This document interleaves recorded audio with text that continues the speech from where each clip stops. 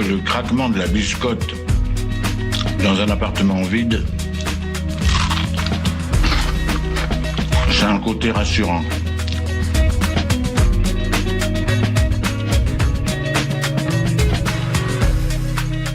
Le réveil à l'ouest, de 7h à 8h sur Westrack Radio. Je voudrais une omelette jambon fromage et une omelette frite normale. Je suis navrée, nous ne servons plus le petit déjeuner, nous sommes passés à la formule déjeuner. Je voudrais un petit déjeuner.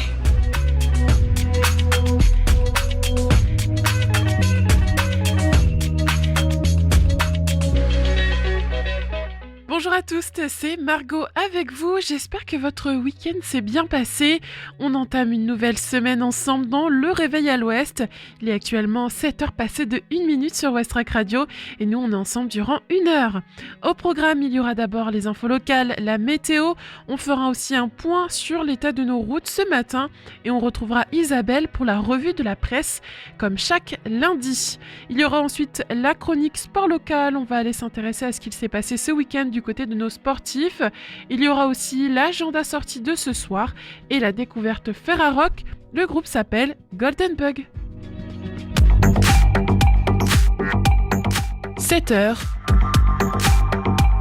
Les infos locales sur Westrack Radio.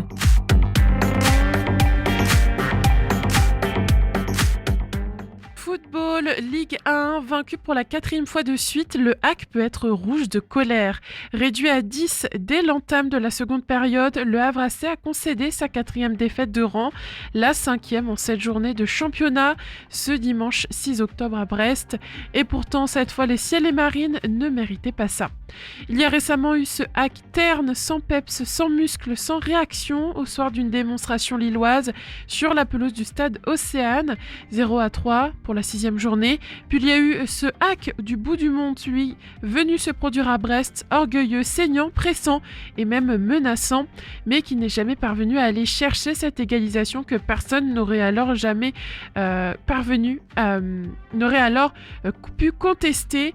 Une fois de plus, c'est donc en colère à l'égard de cette efficacité qui ne cesse de les fuir que les attaquants havrais ont quitté le stade Francis Leblay, et je suis déçu pour mes joueurs parce qu'ils ont tout tenté, note Didier Digard, l'entraîneur des Ciels et Marines, mais aussi énervé par ce résultat négatif.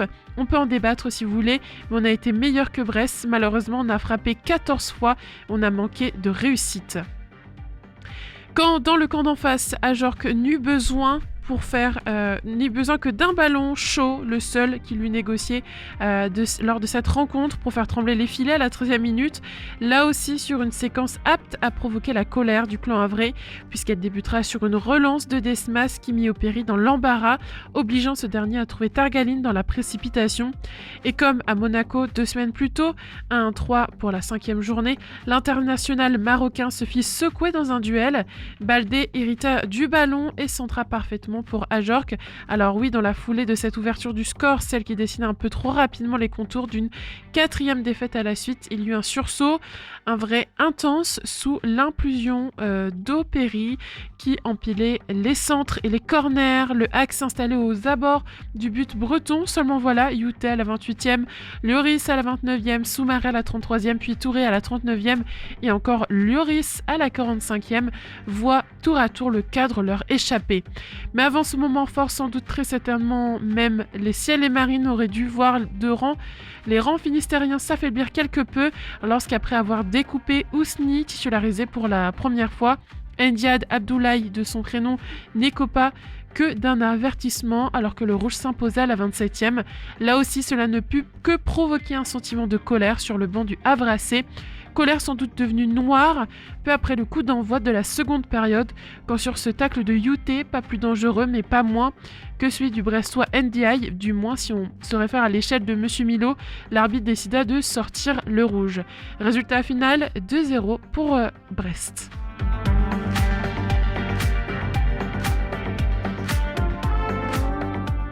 Des artistes du Havre rendent hommage à Étienne Daho et à Arnold Turboust, l'un de ses compositeurs. L'association Havraise Boulevard des Artistes vient de lancer un nouveau projet, un tribut to Daho avec des artistes locaux en première partie d'Arnold Turboust qui se produira au Magic Mirror le vendredi 15 novembre 2024. Un hommage à Etienne Dao avec la participation de groupes et chanteurs locaux. Voici le nouveau projet dans lequel s'est lancée l'association havraise Boulevard des artistes qui promeut les initiatives locales dans tous les domaines artistiques, musique, théâtre et photographie. L'idée nous est venue suite à une rencontre avec Arnold Turboost à l'occasion de la sortie de son 6e album, explique l'équipe. Compositeur de l'ombre, il a écrit de nombreuses mélodies pour Etienne Dao dès les années 80. Nous lui avons proposé de venir présenter son album sur la photo dans le cadre d'un concert au Magic Mirror, un projet qui l'a d'autant plus enthousiasmé lorsque nous avons évoqué l'envie de réaliser un tribute to Dao avec des artistes locaux.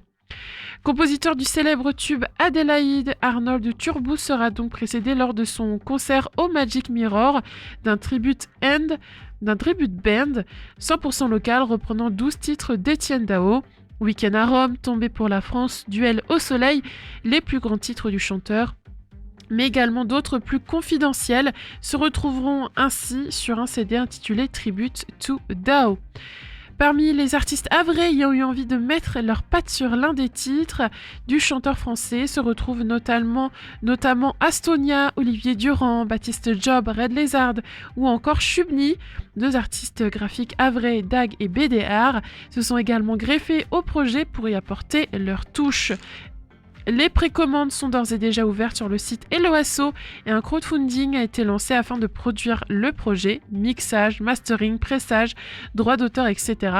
Autant de fonds nécessaires à la bonne sortie du disque, d'autant que le projet pourrait prendre encore plus d'ampleur avec l'enregistrement du live le 15 novembre ou encore une masterclass avec Arnold Turboost.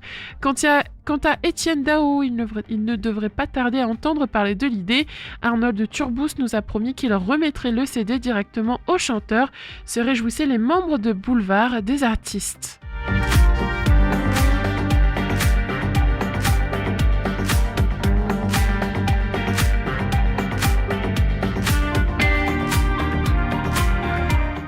Quel est le prix de la coquille ? La moins chère se trouve à Fécamp et la plus onéreuse à Dieppe. Ouverte depuis mardi 1er octobre, la campagne de pêche à la Saint-Jacques permet de proposer la première marchandise sur les marchés dédiés. La coquille a augmenté au Havre. Son prix se situe entre celui de Fécamp et de Dieppe.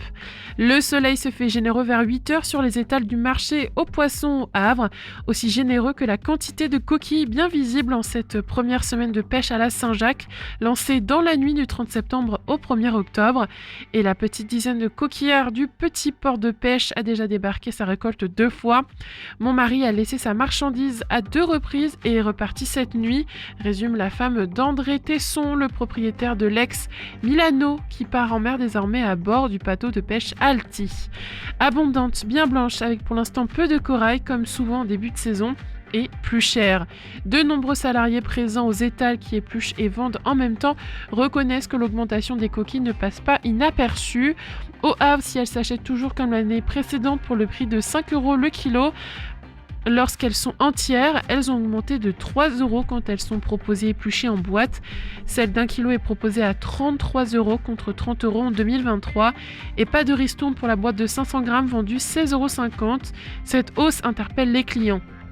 J'ai tout de suite vu que c'était plus cher parce que 30 € faisait un chiffre bien rond, mais comme j'aime cuisiner la coquille, je vais en prendre quand même, peste un peu cette femme. Les vendeurs reconnaissent que cette différence de prix est remarquée, cela part peut-être moins bien tout de suite que les autres années à cause de l'augmentation, affirme-t-on depuis un étal, mais à celui du gros minet, le discours est clair.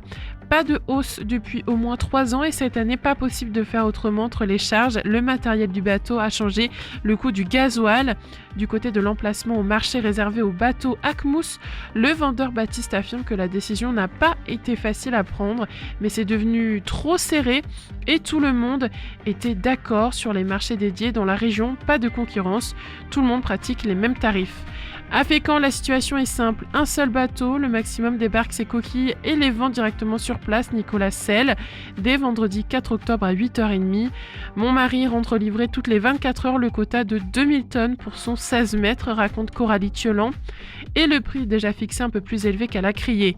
Comme au Havre, 5 € quand elle est entière à la boîte d'1 kilo. est à 32 €. C'est dans ce port de la côte que la Saint-Jacques est la moins chère. À Dieppe, sur le quai Truden, elle est vendue 35 €, le même prix que l'an passé. Le port de pêche le plus cher, donc, avec la coquille entière, à 6 €. Mais les prix sont susceptibles d'évoluer au cours de la saison.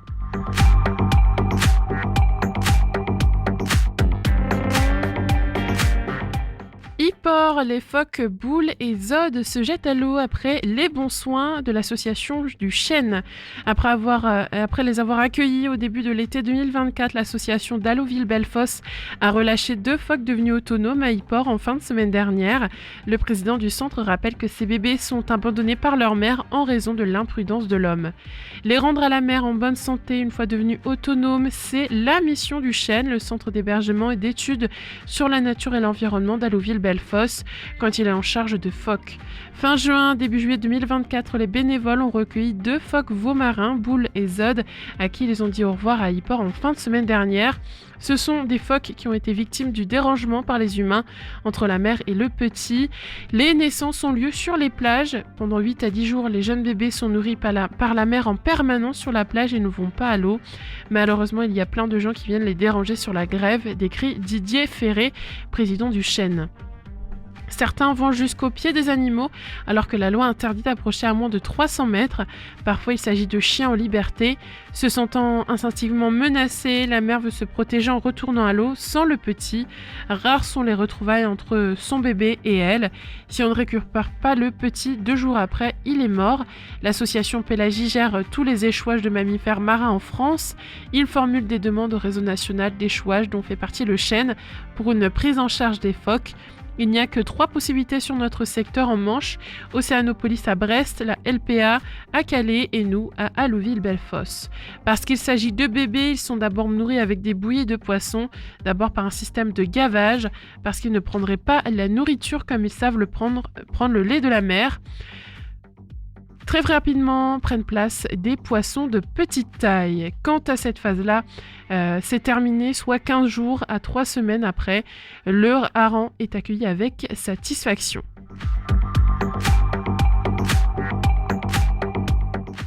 La première résidence senior service d'Yvetot ouvrira fin 2025. À 2 pas de l'hypercentre, le chantier de la première résidence senior service d'Yvetot suit son cours. Les premières entrées des locataires sont attendues pour la toute fin d'année 2025. Cérémonie de pose de la première pierre mercredi dernier dans la capitale cauchoise. Comme de coutume, élu et protagoniste du projet, ici la construction d'une résidence service senior rue de la Briqueterie, non loin du centre-ville, ont posé pour la photo devant un chantier en réalité bien avancé. Les travaux pilotés par le promoteur Unity Habitat ont débuté en avril dernier pour le compte d'Aquarelia, sa société spécialisée dans la gestion de résidences senior service. Avec Yvetot, cela nous en fera 25 d'ici à 2025, calcule Bernard Débir, directeur régional du groupe pour la Normandie et les Hauts-de-France. De tels établissements le vent en poupe, ce que confirme Laurent de Boëté, architecte du cabinet rouennais Artefact. On a une dizaine de projets similaires en cours, dit-il. Les villes sont demandeuses, les villes et les familles, puisque les résidences seniors services se sont imposées en quelques années, comme le chaînon manquant entre le logement 100% autonome et l'EHPAD. Les 113 futurs appartements du T1 au T2 à la location à Yvetot sont ainsi indépendants mais accompagnés de nombreux services. À noter, rayon emploi, qu'une quinzaine de postes va être à pourvoir à compter de l'été 2025 pour assurer les prestations du catalogue de la résidence.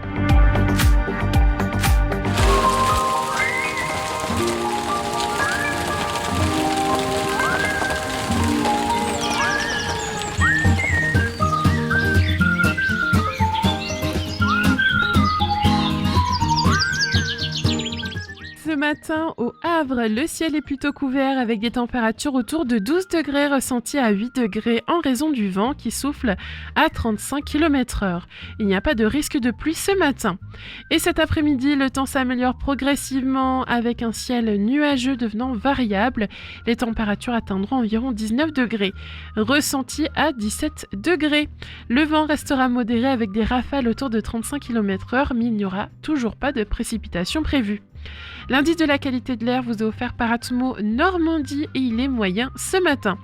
Et côté mer, la marée sera basse à 8h36 et 20h52 et elle sera à son point culminant à 13h49. Le coefficient est de 72 aujourd'hui. C'est le réveil à l'ouest. Je voudrais un petit déjeuner. Vous n'en aurez pas en un surplus. Oui, vous venez de le dire. Allez, on commence bien la semaine avec de la musique. Tout de suite, de nouveautés pop et rock. C'est Caroline de School of X et Day of Conquests des Temples.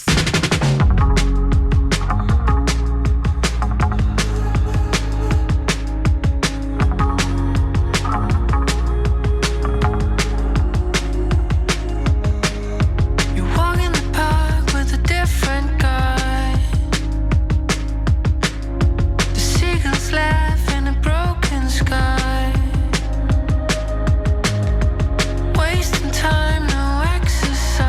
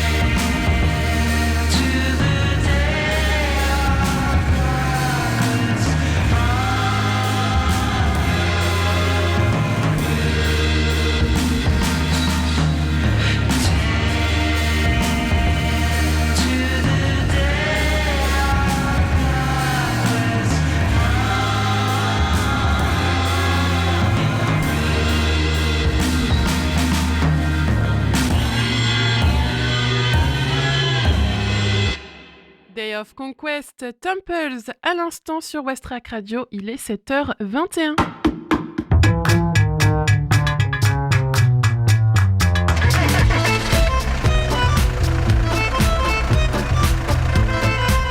Alors à Civita, ça bouchonne aussi? Ah, j'en sais rien. Ce matin, j'ai parlé à mon père qui est à Caserta. Il paraît que là-bas, ça roulait pas vite, mais que c'était fluide.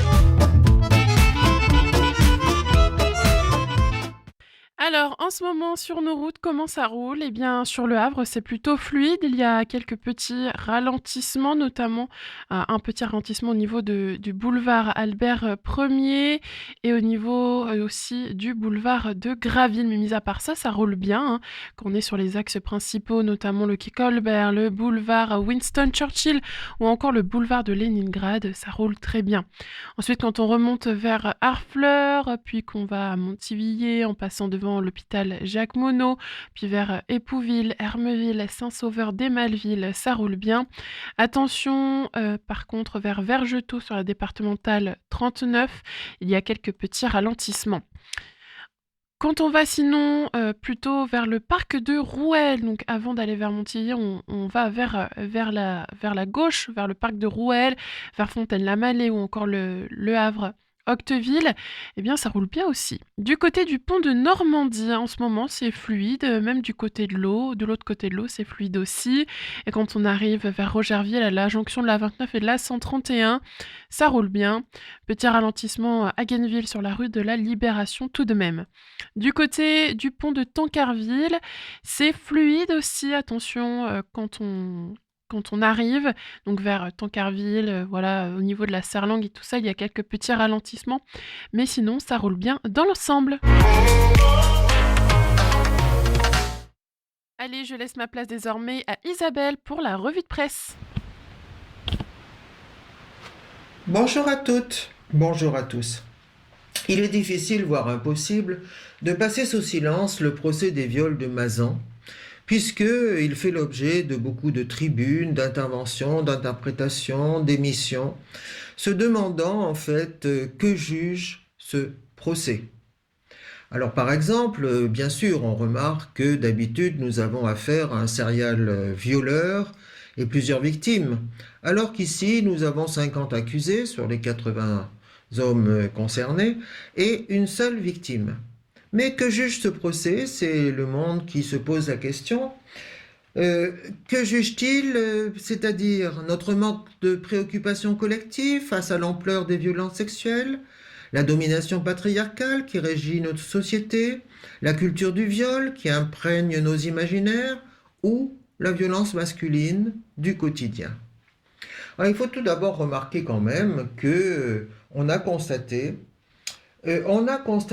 que 217 000 femmes sont concernées par des violences sexuelles chaque année, que 1229 agressions facilitées par des substances ont été recensées en 2022, que 6% seulement des femmes victimes de viol ou d'agressions sexuelles ont porté plainte, et que bien sûr, on remarque le taux élevé de classement sans suite des viols.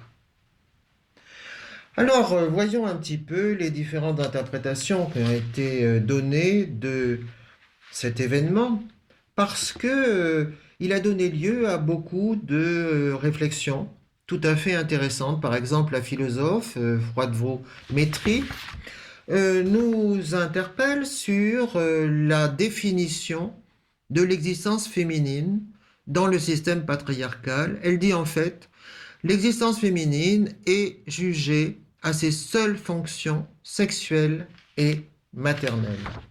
Et Camille Froidevaux-Métry explique que on ne peut pas dire que d'un côté il y a une minorité d'hommes malades, dégénérés, monstrueux, et que de l'autre côté il y a une majorité d'hommes normaux, respectueux, non violents.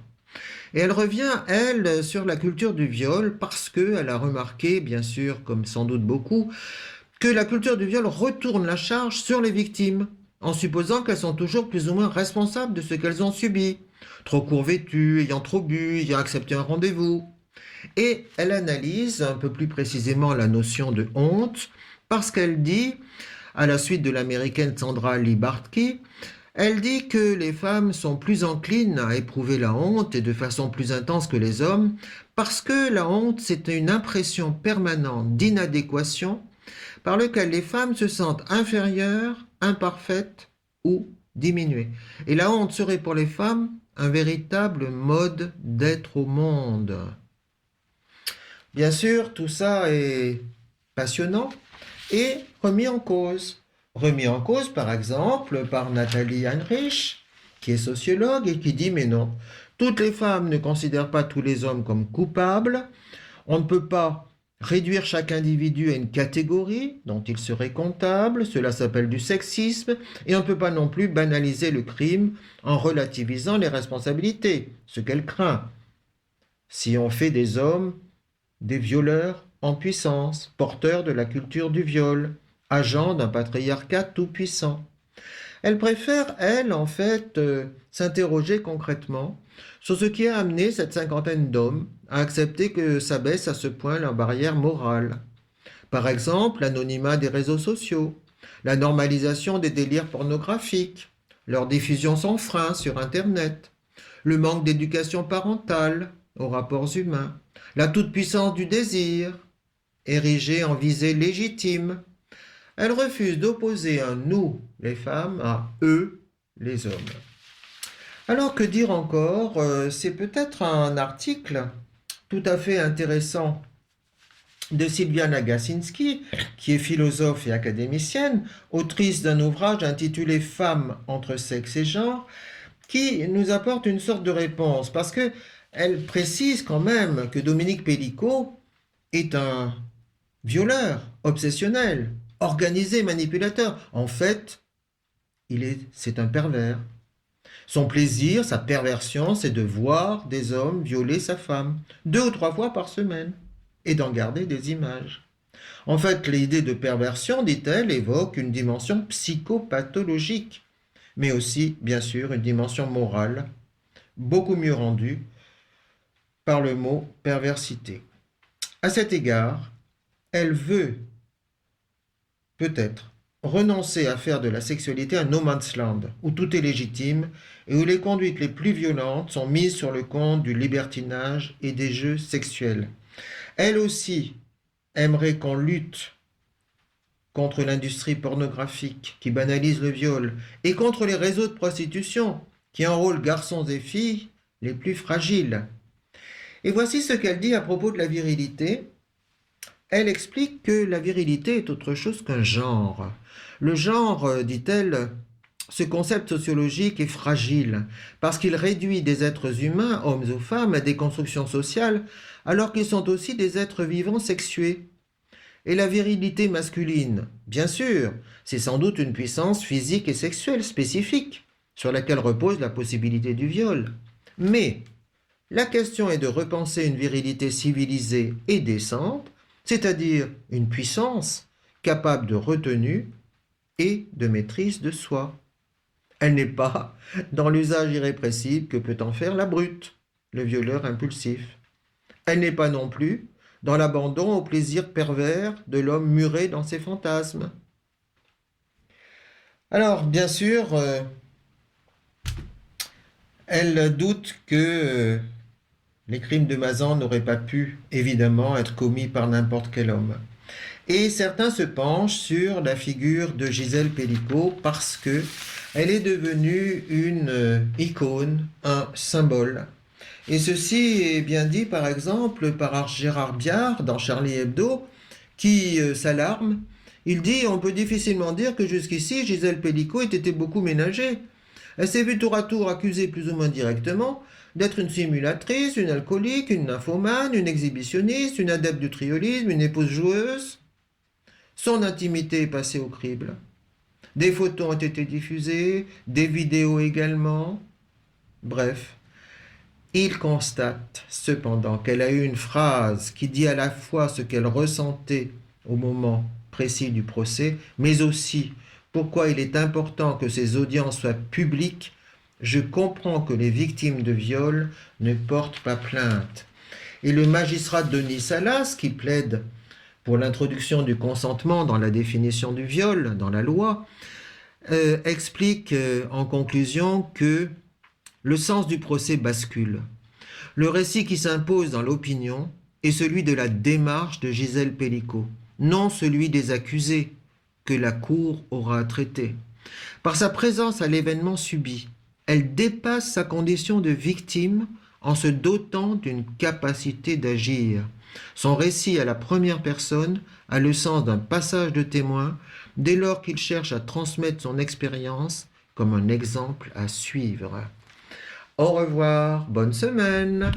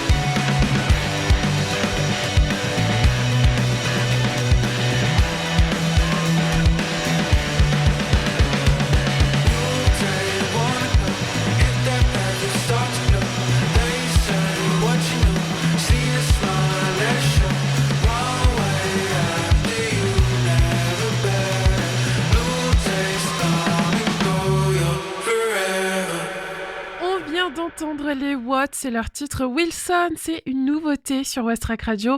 Il est actuellement 7h38. C'est le réveil à l'ouest. Je voudrais un petit déjeuner. Vous n'en aurez pas en un surplus. Oui, vous venez de le dire.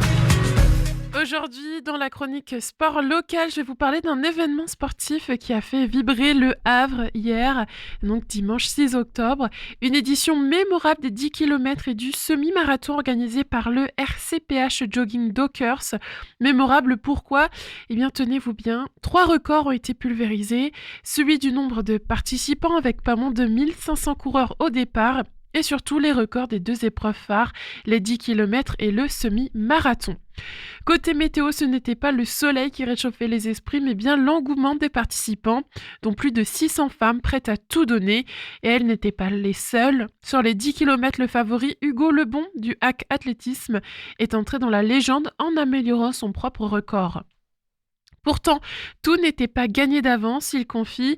Les jambes étaient plus lourdes après les 10 km de Rouen la semaine dernière, mais une fois lancé avec le vent dans le dos, ça a filé. Et oui, le vent en plein visage sur la dernière partie du parcours ne l'a pas empêché de franchir la ligne en éclatant le précédent record. Quant au semi-marathon, la bataille a été plus indécise. On ne savait pas qui allait l'emporter, mais c'est Hugo Courel de Duclair-le-Trait qui a tiré son épingle du jeu. Le vent, surtout sur les 5 derniers kilomètres, c'était pas simple, nous a-t-il confié. Mais après sa victoire, pourtant, ça ne l'a pas empêché de se battre, lui aussi de battre le record de l'épreuve. Bref, au Havre, ce dimanche, les performances sont battues de l'aile malgré le vent. Une course à inscrire dans les annales du RCPH Jogging Dockers et une nouvelle preuve que la passion du running ne connaît pas de limites, même sous la grisaille havraise. Tout de suite, on écoute Honey de The Goa Express. Ça nous vient tout droit de Manchester. Et juste après, on se retrouvera pour faire un point sur les infos.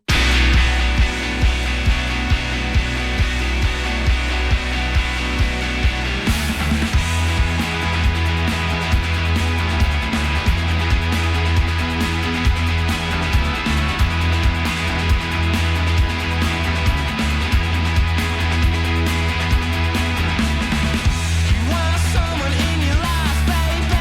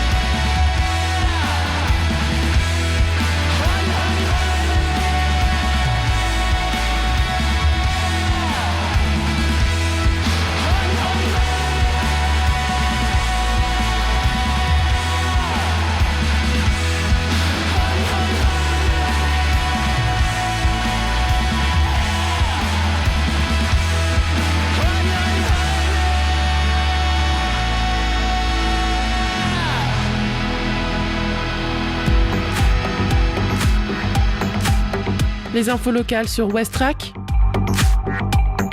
Le Flash. Football, Ligue 1, vaincu pour la 4e fois de suite, le HAC peut être rouge de colère. Réduit à 10 dès l'entame de la seconde période, le Havrassais a concédé sa 4e défaite de rang, la 5e en 7 journées de championnat, ce dimanche 6 octobre à Brest. Et pourtant, cette fois, les Ciels et Marines ne méritaient pas ça. Des artistes du Havre rendent hommage à Étienne Dao et à Arnold Turboost, l'un de ses compositeurs. L'association havraise Boulevard des Artistes vient de lancer un nouveau projet, un tribute to Dao avec des artistes locaux, en première partie d'Arnold Turboost qui se produira au Magic Mirror le vendredi 15 novembre 2024. Quel est le prix de la coquille ? La moins chère se trouve à Fécamp et la plus onéreuse à Dieppe. Ouverte depuis mardi 1er octobre, la campagne de pêche à la Saint-Jacques permet de proposer la première marchandise sur les marchés dédiés. La coquille a augmenté au Havre, son prix se situe entre celui de Fécamp et de Dieppe.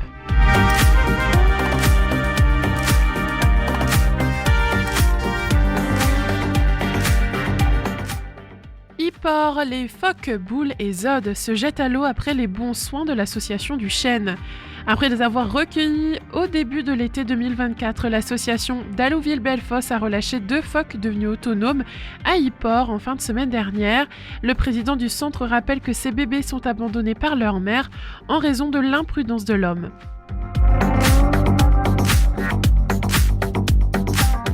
La première résidence senior service d'Yvetot ouvrira fin 2025. À 2 pas de l'hypercentre, le chantier de la première résidence service senior d'Yvetot suit son cours. Les premières entrées des locataires sont attendues pour la toute fin 2025 et des postes seront à pourvoir.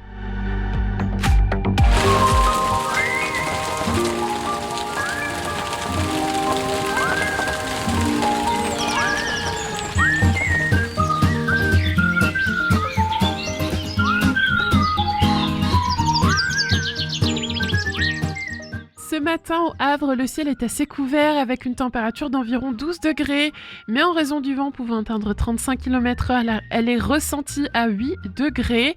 Aucun risque de pluie n'est prévu pour cette matinée. Dans l'après-midi, le ciel commencera à se dégager, deviendra plus variable. La température grimpera jusqu'à 19 degrés, ressenti 17 degrés. Le vent restera modéré avec des rafales similaires et les précipitations ne sont pas attendues. Concernant la qualité de l'air, elle est moyenne ce matin selon les relevés d'Atmo Normandie. Et du côté de la marée basse aura lieu à 8h36 et à 20h52, tandis que le point culminant sera atteint à 13h49 avec un coefficient de 72. C'est le réveil à l'ouest. Je voudrais un petit déjeuner. Vous n'en aurez pas, on n'en sert plus. Oui, vous venez de le dire. Il est 7h47 sur Westrack Radio. Dans quelques minutes, on va faire l'agenda sortie de ce soir. Mais avant, on écoute Galaxy avec le titre Anomie.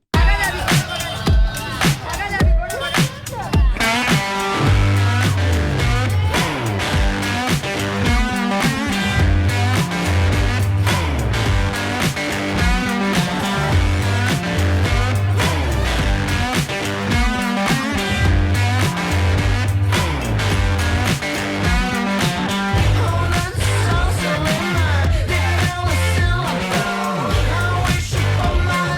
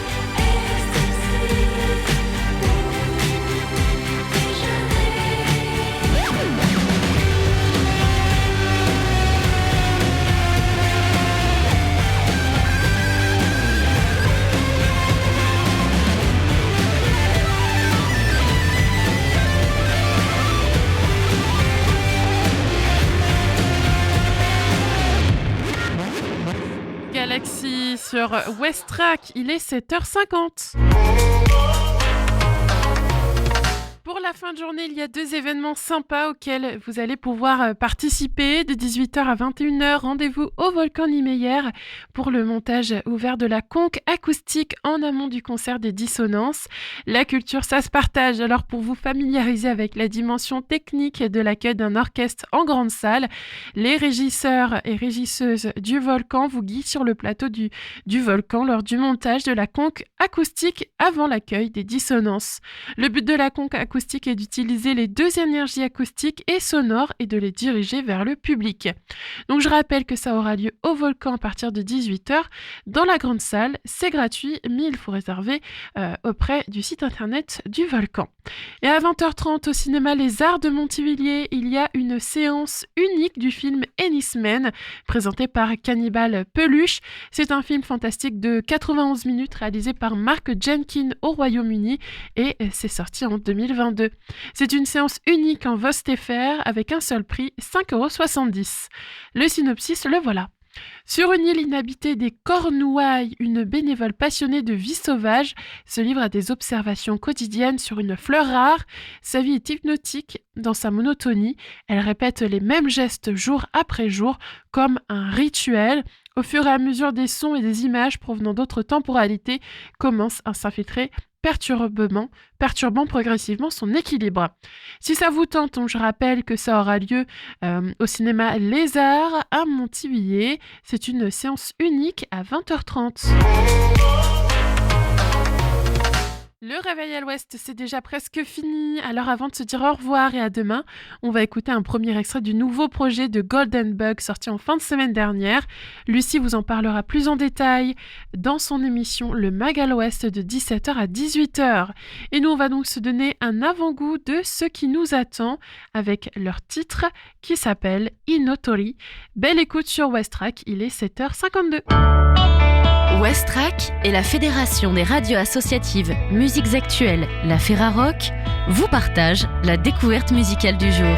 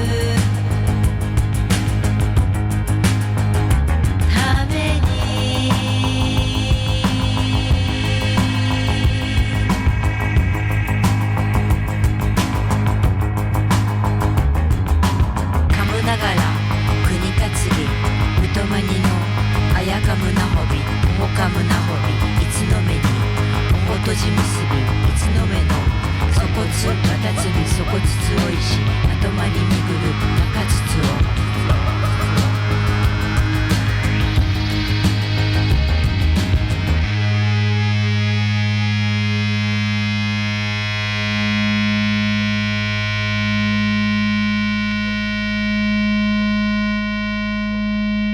C'était Golden Bug avec le titre Ino Tori. C'est une découverte musicale Ferrarock. Lucie vous en parlera un peu plus dans son émission Le Mag à l'Ouest de 17h à 18h. Et pour nous, le réveil à l'Ouest, c'est déjà terminé. J'espère que cette matinale vous a mis d'attaque pour prendre de la bonne manière cette nouvelle semaine qui nous attend. J'ai passé un super moment à vos côtés, comme d'habitude d'ailleurs. À 8h pile, il y aura le flash des actualités nationales et internationales. Puis ensuite, Lucie vous accompagnera jusqu'à la pause méridienne. C'est Mathieu qui sera avec vous ensuite cet après-midi de 14h à 17h. Et il laissera de nouveau sa place à Lucie pour le Mag à l'Ouest durant une heure de 17h à 18h. Moi, je vous dis à demain de 7h à 8h pour un nouveau réveil à l'Ouest. Et puis, à plus tout le monde, portez-vous bien, passez une très belle journée. C'était Margot avec vous. On se quitte en musique avec Stalker de Between Friends.